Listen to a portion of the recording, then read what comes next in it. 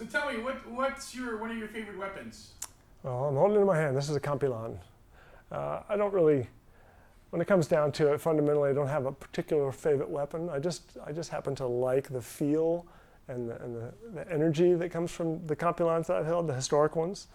This one's probably late 1800s, early 1900s. So it's a very nice blade. So it's getting a little on in age, but it still feels amazing. Like I said, probably a little bit over 100 years old. Oh wow! So I love Kampilans. I love the cross pollination that obviously happened with European swords. You can see the completely hand done wire addition to this guard, which protects the thumb more effectively. It's a little bit out of balance, so it protects the thumb on one side and the knuckles on the other, but it just has a really great feel. This is definitely a functional guard. You could definitely use this in parrying. Mm-hmm. Most of the blades that you come across in Philippine martial arts, they may have some form of a guard, but unless you've actually fenced and know how a guard is used, a lot of guards are kind of useless. Like the so-called guard on a kris is not really a guard. It's, in my opinion, it's the signature of the artist who created the sword. So it'll be a very fancy little design up here at the hilt, but it's not a functional guard. This is actually a functional guard. I can actually take an edge cut here and block with it. We know in general that the bifurcated point and hilt of the Kampilan is symbolic of the crocodile and the strength of the crocodile. It's pretty common for pre-Christian, pre-Muslim blades to have an animal kind of quality. I've also seen them with this bifurcated section. I've seen it with a twist added to it, and with essentially like fish hooks. Fish hooks, right. So you could essentially disembowel the guy, thrust and pull out his entrails. So oftentimes with a Kampilan, you'll see sometimes horsehair, sometimes human hair. Right. It'll be in tufts here. Right. I wish this one had it. This one was never designed to have it. It's just flat here. Well, maybe the guy that he killed was bald. So it could have been just, he might have only liked to kill bald people. One of the things that people don't really consider oftentimes is why did weapons change over time? And certainly in Europe, one of the predicating factors was the metallurgical advances, the ability to work with steel. If you go back to the 8th and 9th century, the weapons, while they weren't heavy, they were by nature of the metal they were using much thicker and less quick to respond or answer, if you will. As the metallurgy improved and the steel quality became much higher, the blades could get thinner and were actually not just stronger but exponentially stronger and more flexible. You can take a rapier blade and bend it past 90 degrees and it will snap back to straight. I believe the same thing in many different ways happened in Filipino blades.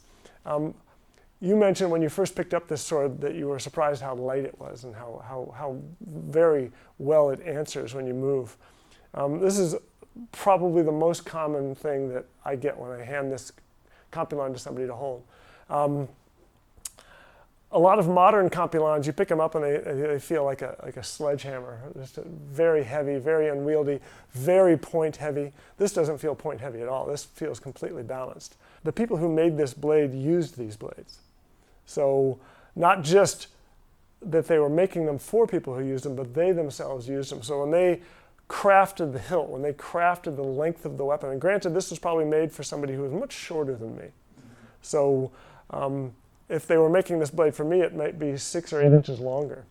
And yes, you could use a Kampilan as a two-handed weapon, although I don't really believe that it was that often because the weight of it doesn't really require a two-handed use. That's what people thought because they assumed that it was a heavy sword. I would say the balance point's right around here on this blade, just a little bit ahead of the hilt, which is fine. It really gives you a sense of slashing and hacking. It really gives you a good feel for that. It's as much as it has a point, a bifurcated point, and you could thrust with it. I actually doubt that they did a lot of thrusting with this weapon, simply because of the design. It just feels like it wants to slash. You can obviously, if you're fighting with it, the thrust is there. It is not canted, if you know what I mean by canted. No, why don't you explain it? A thrusting weapon like a rapier has a cant, which means that the armorer who makes the blade or who prepares the blade for the person who uses it, at the point where the blade meets the hilt, he will bend that weapon so that when you hold that weapon and you extend it, it will essentially go to where you're pointing exactly. But the fact that I have this additional means I have that much more reach. And distance is everything in combat. Right. So if I'm fighting you and you just happen, which is unlikely, to have a very similar blade, I might decide in the middle of this that I need a little bit of additional reach, and now I can use that thrust. So again, I don't personally think it was oftentimes used as a thrusting weapon. Yeah, a saber feels terrible to thrust with it, but you can bet that lots of people got killed with thrust from sabers. Well, as you mentioned, you could conceivably use this to add, but really functionally, my hand next to my hand doesn't really give me any additional force. If I wanted to actually really be able to apply leverage to the point, I'd need my handle to be down here. So I could actually have a lever. Being this close, maybe it adds 5 or 10%, not worth the loss of mobility. Because I can move so smoothly with this doesn't really add a whole lot. I can actually add more pressure with pressure on my hand, which we do with the stick all the time.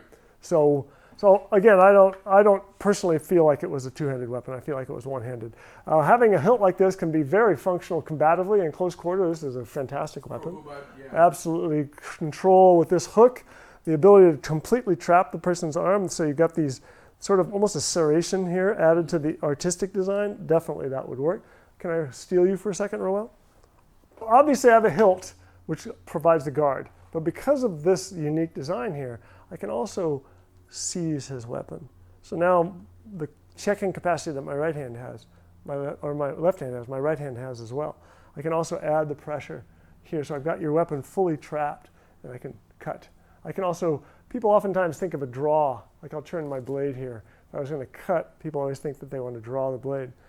But if you've been training in Filipino martial arts, you know we also do push cuts.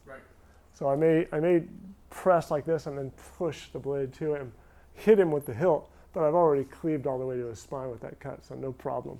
So I obviously wouldn't do that with a blade against your neck. At least my current frame of mind with you, if you piss me off, it could change. So, thank you, sir. People oftentimes think that this weapon is held this way.